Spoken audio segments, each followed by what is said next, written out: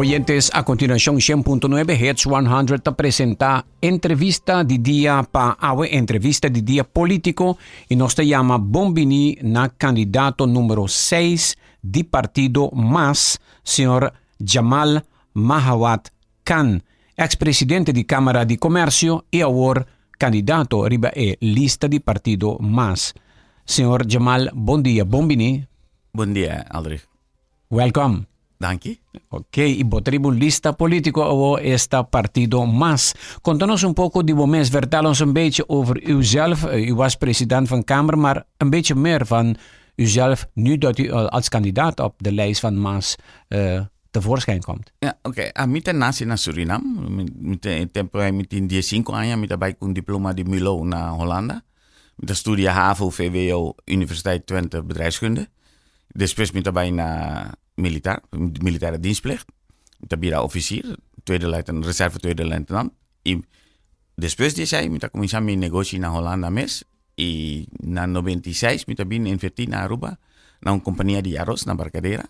Te ave mita na mesun lugar, pero mita cambiar de compañía para una compañía de recycling. Tempo die compañía de arroz está di base di LGO verdragen. Y recycling kwam met de HCAOW. Ta normal da turto costa di Aruba mes. Ita na Aruba. Bota exportar producto que bota recycle di Aruba? Sí. A mita no está único compañía que tu matur hace tabio di Aruba di auto. So transmission fluid, motor oil, turcos no está tu me. Mitin dos opciones, mita procesar na Aruba mes y otro ta pa exportar.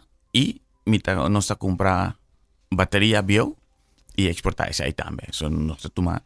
Y mi compañía está preparada para recycle, está comenzar para esa ahí, para recycle tire na aceta.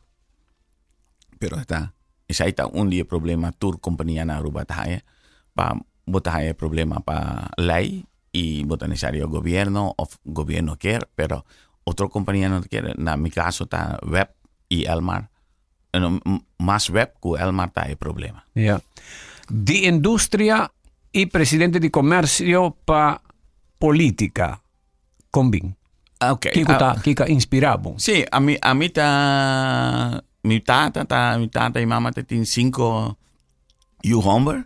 Mi tata daarbij rivalista, tour mi otro 4 Rumana. Daarbij undan Suriname, otro 3 na Hollanda. Oh. Pero a mí está único que está corre otra banda. A mí no quiero ir a una lista. El tiempo que está presidente de Cámara de Comercio. Después me salí de Cámara. 2 partidos te preguntan a mí. Última elección. Pero mi situación privada no está primero. Stond het niet toe. Toen mijn vriendin, mijn partner, had functies die in strijd zou zijn. Begrijpelijk, ja. En wij vonden integriteit belangrijker. En gewoon dat je het gewoon doet wat je zegt. En you live by the sword, you die by the sword. Toen kon het niet, nu kan het wel. En het was ook niet gepland. En nota plania, se llama Marisol, me conoce Hopi Tempo. Esta llama a mí y te pregunta a mí si quiero subir su lista. A este momento, Basinti. Sí, la que visita last chance, mi 60 años. A mí no te piensa, mi trabajo, botar 64 años para subir lista, no. Esa nota de mí. Mi trabajo verder con mi vida, pero esta última chance, mi hace un cos para Aruba. Mi nota subir lista para mi mes, para mi necesario un cos. Para carrera, no. Para entrada, no. Y a mí no tengo familia en Aruba. Para mí, of primo na niuko. A mí so, te viva en Aruba. Tú mi otra familia te viva. Rumana te viva en Holanda. En neef en nichten también en Suriname, pero casi tú te viva en Holanda. Oh, ti hopi kong greman seranang akin Aruba si hopi sirnameyo. Sí. Nanto borumanang, nante ibawo. Ja, maar door mijn... A mí te viva na prome 6-7 años. Con mi lomba na Aruba. Me está trabajando na Free Zone, na Barcadera. Casi ni contacto con gente na Aruba, solamente de trabajo. Después me está una novia de Aruba. O sea, me está parte de comunidad de Aruba. Para esa ahí me está na Cámara de Comercio. Y antes, prometí sai mita presidente di Aruba Flying Club. Okay. Casi 8 años. Bang ribe punto nang ko boke contribui pa partido mas den eleksyon. Tur partido tinang vision ng programa. Quata e punto nang mas importante pabo ko boker contribui pe partido aki por haya confianza di comunidad. Okay. Ma mira riba algún punto, mira botat botohin ko ta pensa riba cambia estructura di balaste nga kinaruba. Bang komisay nang reforma ng fiskal, ikiko ta bo punto be opinion riba BTW, riba BPO. Okay. Mas ta i ami personal tambe ta pa cambia drastico. Sali di sistema di jing belasting nog steeds pa een versimpeld systeem i een core systeem ta BTW. Avendia nos sta dal 6% of 70% na porta, bota import. Turcos tabay tabira un cadena está subiendo. Y bota bay bijna 100 importeurs na Aruba. Y pregunta cuál otro negocio. Pregunta a gente nang laga mi sapa kiko bota berekenen bo qua manera bota berekenen bo kostprijs. Turta bisa mita bay tume 3 viajes of 4 viajes e prijs mita paga. Y pero eta 4 viajes BBO, 3 viajes eta inclui kaba. Gewoon een voorbeeld, als je met 100 gelieds aan de poort hebt, je betaalt 7% en 12%. Laten we gewoon de middentarief nemen, 12%. Dus je bent al, het is al 119 als het douane voorbij is. Dan laat ik zeggen dat het een groothandel is voor levensmiddelen. Gewoon even heel simpel houden. Dan is het levensmiddelen die, als we het 30% doen of 35%, dan is de prijs al 150.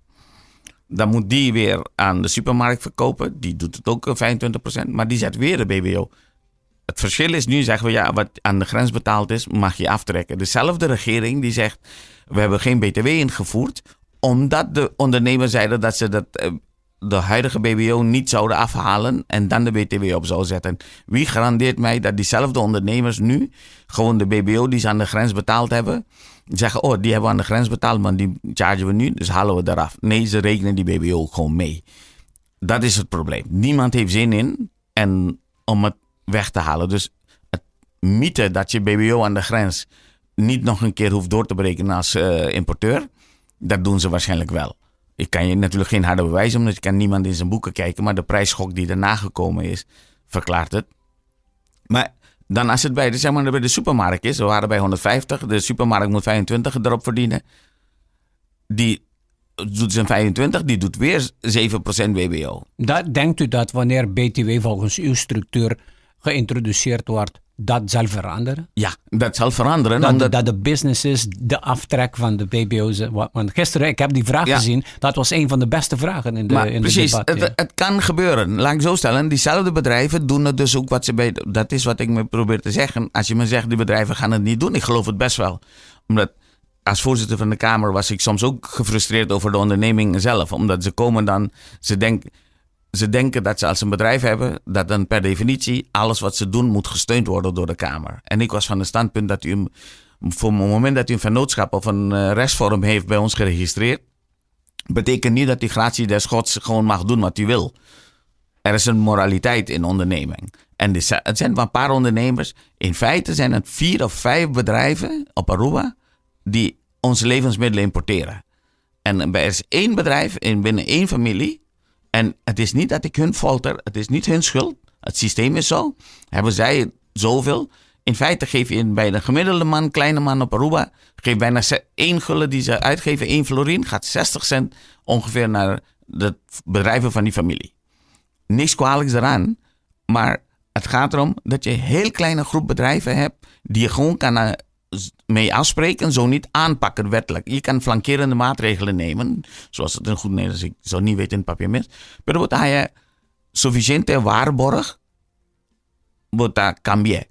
Doen ze het 1 keer niet, dan heb je een keer een pijn van die inflatie. Maar dan ben je van het probleem af. Omdat nu gaat het levenslang dooremmeren in het systeem van Aruba. Omdat toen bij inceptie hebben ze het fout gedaan. Hebben ze niet het zijn eigenlijk een beetje dezelfde mensen. Omdat degene die nu de minister van Financiën adviseert, was toen waarschijnlijk de most likely is hij het. Hij was toen de minister van Financiën. Ook heel goede dingen gedaan. Maar deze was gewoon een misser.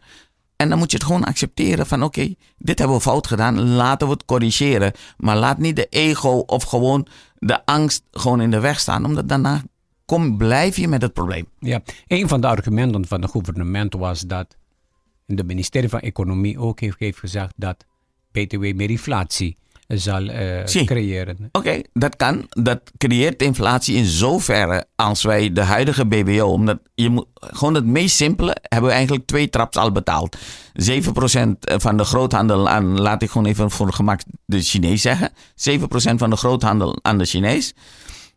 Die Chinees die zet nog een keer, hij moet ook gewoon wettelijk 7% weer erbovenop. Hij moet 7% betalen aan BBO, dus niet. Maar dan doet hij dat in zijn kosten. Dus heb je al 14, heb je al eigenlijk in het systeem. Maar omdat het elke keer met de trap gaat en je weet niet hoeveel keren iets over de kop gaat in Aruba voordat jij als eindconsument dat betaalt, is dat al heel erg inflataar. En wat je ook hebt is, door het BBO zijn bedrijven hun voortbrengingskosten, zoals ze in de economie zeggen, gasto compañía aan de 10 para producir un cos, botin un forklift, botin un truck, para turcos bota paga e BBO. Esai bonota haya back. Dan el sistema de BTW bota haya placa back. So, turcos que bota usa para producir, tabira menos caro. Okay. So, bota haya posible na un año bota haya un shock de inflatie, pero después está stabiliza y bota vai controlar turcos hopi más mejor y bota versimpel sistema de belasting. Un día más profita también no está casi clapa papia de tax incentives. Bono de papia de invoerrechten mas bota no está cambia BTW, bota pone un BTW tarif alto, suficiente alto. Con alto. ¿Cuánto por ciento? Cifra cual mitin antes vio de tiempo de social dialoog, bota llega a 25%, pero bota quita tu invoerrechten aan. Zero tarief. Solamente BTW bota paga na porta. Esse da hopi mais importante para hacer. Bota el design no bonat país cambia BBO para BTW. No, BTW tan parte para un reform dracónico. Dulta bota casi nunca bota necesariamente manda un aangiftebiljet. El tour sistema tabay online bota traje bon organizar, design from scratch.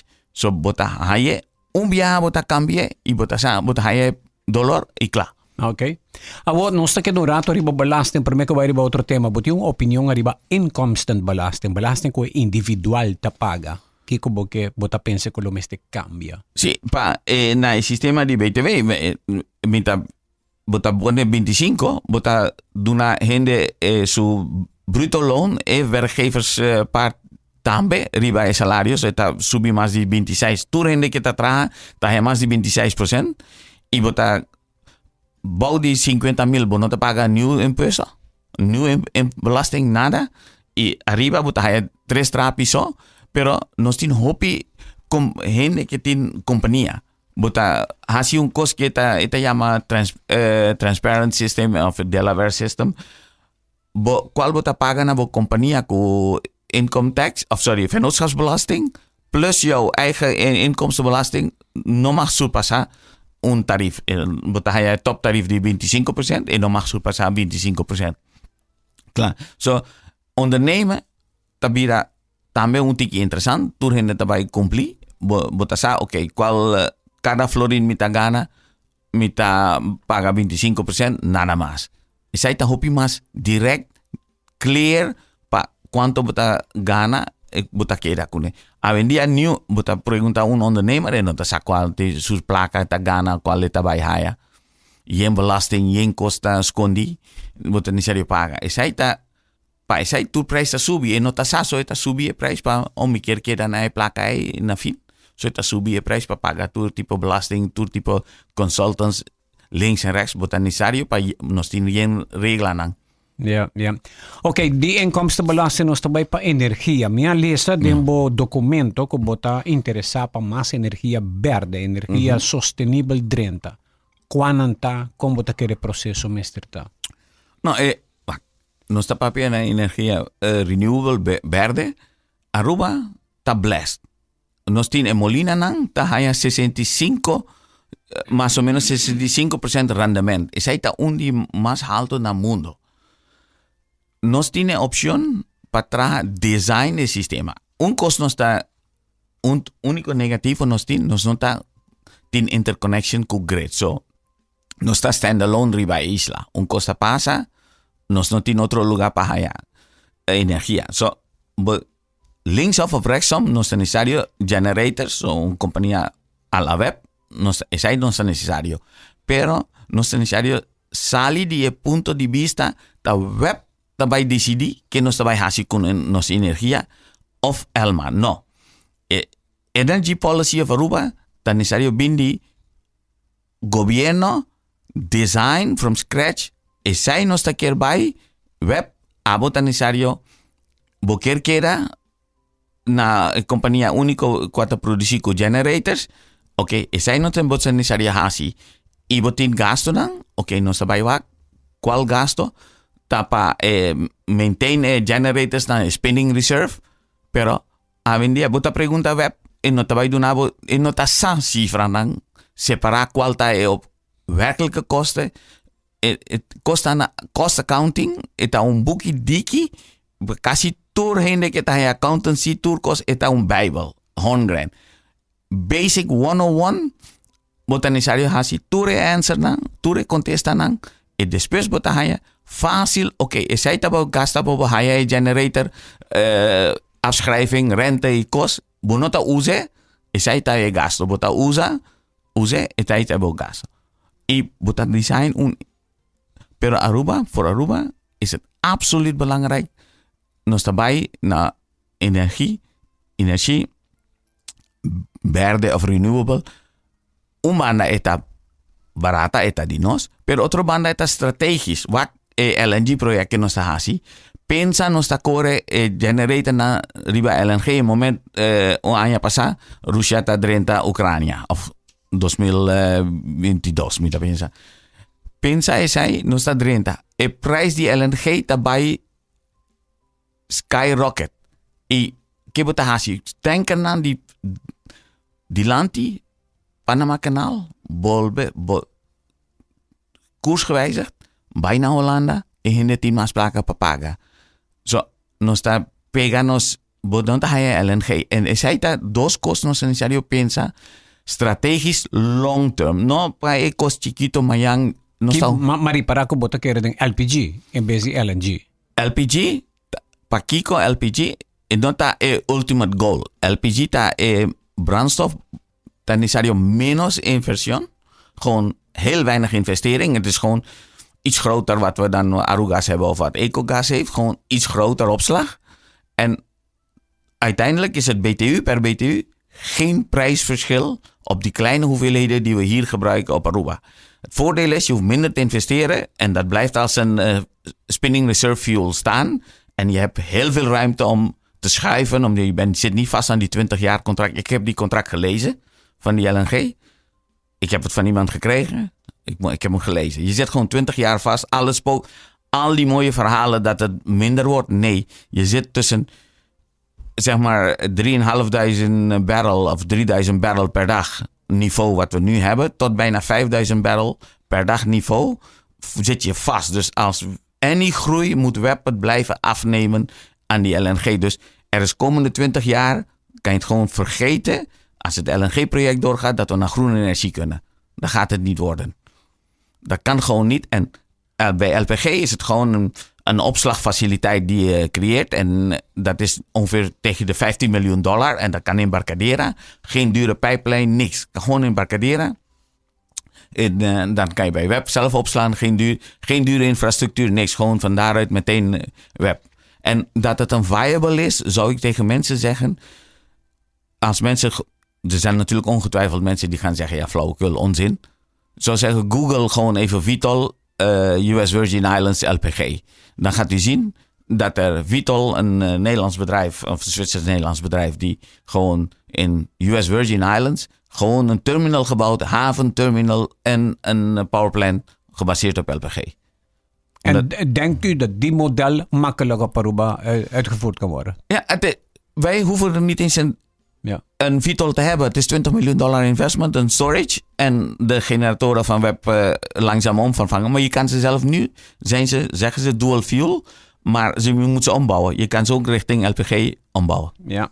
Nós estamos conversando hoy con el señor Jamal Mahawat Khan, quien está candidato número 6 arriba en lista di Partido MAS. Een ander onderwerp, ik heb gezien in uw document, is AZV. Wat moet veranderen bij AZV? Of het is oké? Dus goed. Ja, kijk, AZV heeft de laatste jaren wel hervormingen gedaan. Toen wij in sociaal dialoog toen waren er heel veel problemen onderweg. Er is inmiddels de tarieven links en rechts verhoogd. Er zit in de BBO of BAZV. En ook de premies zijn toen een beetje verhoogd. Het schijnt er nu een reserve te zijn. Maar wat wij moeten behouden is dat wij het goed bewaken met een reserve. Omdat wat er op ons afkomt. En dat is het planning for the future. Omdat we hebben een vergrijzing aan de deur. En AZV zijn eigen cijfers zeggen dat de AZV-leden, zoals ik maar zo moeten zeggen, of wij mensen op Aruba, wij de laatste jaren van ons leven wij 4-5 keer meer kosten aan gewoon voor medische zorg. En we hebben vergrijzing. Dus dan kunt u gewoon al simpel uitrekenen dat het een probleem gaat worden. Omdat er wordt een steeds kleiner groep mensen moeten de kosten opbrengen voor de grote groep. Er is niet alleen AZV, we hebben een probleem van AOV en al die dingen. Dus we moeten gewoon wel een moed hebben om dingen te zien zoals ze zijn. En ook gewoon aan het volk uitleggen. En AZV zouden we best wel vooral bij huisartsenposten, ook wat beperkingen kunnen opleggen in die zin dat je niet ongebreideld voor elk wisje-wasje, zoals ze in Nederland zeggen, naar de huisarts rent, omdat je medicijnen daar een of andere manier goedkoper kan krijgen. Terwijl mensen 2 keer bus betalen, dat hadden ze makkelijk, nu hebben ze het weggehaald, maar wel paracetamol kunnen halen. Maar dat waren historisch zo. Dus we zullen naar een moment moeten gaan dat we een eigen bijdrage hebben. Maar dat kan je ook gecontroleerd doen dat het wel is. Omdat wij kijken elke keer naar Nederland voor zorg of gewoon voor hulp. Maar in Nederland zeggen ze, ja maar luister eens, als wij zelf, ons hele volk, 17 miljoen mensen, gewoon eigen bijdrage moeten betalen, waarom zou ik je geld geven dat je in je eigen land dat niet hebt? Hoe moet het een Nederlandse politicus dat aan zijn volk uitleggen? Van we geven dat geld aan onze vrienden in de West, maar die hebben dingen die wij niet hebben. Dat op een gegeven moment is het zo van, je moet zelf prepareren en de realiteit zien. Ik heb het altijd gezegd, je kan zeggen dat je een Ferrari hebt in de garage, mooi, maar je hebt geen geld om voor brandstof te betalen en je kan er niet mee rijden. En dat is onze AZV. We zeggen dat we een heel mooi systeem hebben, maar we ontbreken geld om het echt werkelijk te doen. Oké, dus als ik u moet verstaan, zoals de situatie nu is met de bevolking, vergrijzing, dubbele vergrijzing, en de aantal ziektes, 10% is diabetes en zo. Wij zullen in problemen komen in de toekomst als wij niet nu maatregelen nemen. Klopt. Het is precies exact hoe het zegt. Moet je al beginnen voor te bereiden wat je toekomst wordt. En dat kan je gewoon zien. Het is niet meer koffiedik kijken. Het is gewoon harde cijfers. De AZV zelf heeft en Senso. Je weet hoeveel mensen oud gaan worden. En je weet wat ze kosten. Dat is het. Het is een double-edged sword. Het feit dat we een goed medische zorg hebben, betekent dat we ook langer AOV betalen. Ja. Ik wil u iets vragen over de pensioen. Een van de partijen in de politieke campagne nu, AVP, zegt pensioen moet 50% naar boven. De vraag is, kunnen we het aan? Kunnen we het betalen? En is dat verantwoordelijk om te doen? Wat zou Mas en u als kandidaat denken dat moet gebeuren? Kijk, de inflatie is er. Dus mensen die alleen van pensioen leven van AOV of gewoon privépensioen, daar kunnen we niet over gaan. Maar als je van AOV leeft, is het natuurlijk een pijn. En heel veel mensen hebben niet 100%. Dat is een pijn die je hebt. Je zou hier en daar kunnen compenseren waar het kan. Omdat ik heb geen zicht op de overheidsbegroting en we kunnen zeggen dat we een overschot hebben. Dan hebben we geen zicht. een beetje compensatie hier en daar waar je kan repareren. Maar echt 50% verhogen is wel heel erg populair, omdat er is geen geld voor. Het is diezelfde AVP en dezelfde map die altijd, wat ik noemde, kicking the can down the road. Omdat ze wisten dat het allemaal problemen zou komen, hebben ze nooit het besluit willen nemen om de leeftijd te verhogen. En daarvoor hebben ze ook de reserves van SVB uitgeput. Het is als voorzitter van de Kamer hebben we gewoon ruzie gemaakt in sociaal dialoog. Echt, de enige keer dat we ruzie maakten is om de leeftijd omhoog te krijgen. Dat heeft heel veel kwaad bloed gezet, maar het is uiteindelijk gekomen. Ja. Als we dat niet hadden gedaan, hadden we nog meer moeten betalen. Wij zijn uiteindelijk, ieder moest 1% meer AOV betalen. Werkgever en werknemer vanaf 2012 of 13 geloof ik. Is het langzamer naar 1%. Dat had niet gehoeven als wij eerder met de leeftijdsverhoging begonnen waren. Maar nee, we laten alles tot het echt niet meer kan. En dan gaan we allemaal noodmaatregelen nemen dat het allemaal extra geld kost. Terwijl wij dingen je ziet aankomen. Oké. Ik heb een compliment gekregen van u op onze Scootje. Dat zegt: Aldrich, bom dia. Por fin un persona que sali explica BTW y Kiko e por insera. Hoppie dankie. Oké, dat is één. Er is iemand anders hier. Laten we even zien. Bom dia. Mi te espero que tu costa bom en cruz de 4 de 25 aniversario. Oh no, ese que te gente remete otro. Un 31. El año Pergunta na meneer Jamal. No, essa es un 30. Por manda pergunta naar 594-2400. Nog een ander onderwerp. Transport op het eiland. Publieke transport. Heeft u een opinie over dat? Ja, dat is eigenlijk gewoon een beetje in bot Nederlands gezegd een godsgeklaag. De mensen neem gewoon de mensen in Sint-Nicolaas. Je weet dat er bijna 4.000-5.000 mensen in Sint-Nicolaas naar de hotels gaan 's morgens. Maar die arme mensen worden gewoon op de kosten gejaagd en de tijd. Gewoon omdat er geen snelle busverbinding is. Waarom kan er niet een non-stop busverbinding uit Sint-Nicolaas busstation naar de hotels gaan? Waarom moet het in Oranjestad stoppen? Waarom moet het 100 keer overal? Snelbusdiensten als in Nederland, spitsbussen zoals het heet. Dat hadden we kunnen doen, hebben we niet gedaan. Wat ik nu naartoe wil is eigenlijk gewoon afschaffen van Arubus. Een heel verfijnde systeem van kleine busjes op Aruba. En goed georganiseerd. Niet van die wilde lijnbussen zoals we nu hebben. Maar echt op IT-based. Dat je op app-based, je weet waar de bus is. Je hebt alle routes, allemaal GPS-based. Je kan gewoon alle bussen trekken. Het één coöperatie, dus het is niet... Je krijgt een fixed inkomen uit de totale opbrengst van geheel. En alle chauffeurs zijn gewoon ondernemers. Je moet gewoon rijden, allemaal routes uitgestippeld. Je rijdt, je wordt betaald. Of je nou je route geld verdient of niet, dat is niet spannend. Binnen 400 meter moet er een bushalte zijn. Als jij in 80% van Aruba moet zodanig zijn dat je binnen 400 meter lopen een bushalte hebt. En je kan op je telefoon zien waar die is, hoe laat die aankomt. Oké. Laatste onderwerp voordat u de laatste woord heeft. Milieu. U bent in milieu nu. U doet recycling. Wat denkt u van de milieumanagement van Aruba? Wat moet veranderen en wat denkt u dat moet gaan gebeuren? Ik moet... bijna erg dat ik gewoon voor erg on-Arubaans en onpolitiek. Ik moet de minister wel feliciteren wat hij gedaan heeft. Hij heeft de dump dicht gedaan. Daardoor is er wel een dwang om tot oplossingen te komen. Ik noem een bedrijf gewoon Ecotech die het gewoon nu het verwerkt.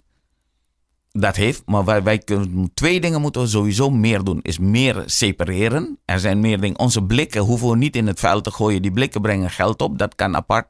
Er zijn batterijen die we gewoon, kleine penlight batterijen, die moeten gewoon apart bewaren en zien te exporteren. En dat kost geld, maar dat we dan dat ook kunnen vergoeden. Wij moeten ook voor heel veel dingen bij de import ook al heffingen doen. Zo'n witgoed, zo'n koelkast, gasfornuis. Kleine bedragen, dat gaat in een fonds die apart beheerd wordt door degene die al het processen doen. Samen met anderen, maar heel transparant. Zodat je mensen niet meer hoeven bang te zijn waar ze een wasmachine gaan brengen. Dan kunnen ze gewoon naar een plek brengen, omdat daar is vooral betaald. Dan hoef je niet meer te betalen. Dan krijg je dus niet het overal vervuilen van alles. Daar moeten we naartoe. En we kunnen niet meer onbeperkt begraven. Er moet er gewoon een oplossing komen. Ja.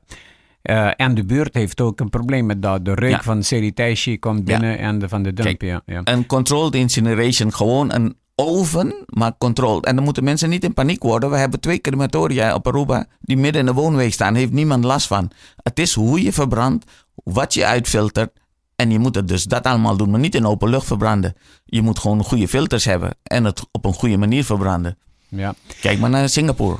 Ja, exactly. En ook Taiwan. Laatste minuut. U heeft 2 minuten. Waarom om te stemmen op meneer Jamal Mahawat Khan? U moet op mij, althans waarom zou u op mij moeten stemmen? U krijgt iemand die kennis heeft en kunde heeft, die geen ruggespraak hoeft te plegen met een achterban of iemand die hem gesponsord heeft, die geen familie en vrienden op Aruba heeft, die gunsten beloofd heeft. Het is allemaal voor één belang. Het is belang van land Aruba en voor het volk van Aruba. Dat heb ik gedemonstreerd ook in sociaal dialoog bij de Kamer. Dat ik daardoor ook de vertrouwen had van de vakbonden. Als ik iets zei, dan wisten ze ook dat ik niet aan het liegen was. Dat ik gewoon keihard zei waar het op stond. Maak je niet populair, maar daar ben ik ook niet voor. Integriteit. Precies. Gewoon absoluut, dat staat bij mij boven. Mijn motto is, live by the sword, die by the sword. Ik hoef niet overal op recepties te komen en vrienden te hebben. Daar kan ik me in mijn leven zelf wel mooie dingen voor doen. Oké. Hoe kunnen de mensen contact met u hebben? Ik heb een Facebookpagina van mezelf. En ik ben weinig op social media geweest. Maar ik zal op mijn Facebookpagina, of er komt een Facebookpagina, kunt u gewoon mij erop terugvinden. Ok. Candidato numero 6 di Partido MAS, Jamal Mahawat Khan. Nos quero agradecido, Jamal. Hopi danki. Éxito den campagne, éxito den elección. Dank je, Aldrich. Ik hoop dat het goed gaat. Tabata. Hoy nos entrevista de día político, candidato número 6 di Partido MAS, señor Jamal Mahawat Khan, ex-presidente de Cámara de Comercio, ahora aquí de recycling, de industria y ahora postulando su mes como candidato a ribe partido político liderada por señora Marisol López Trump, señor Jamal Mahawat Khan.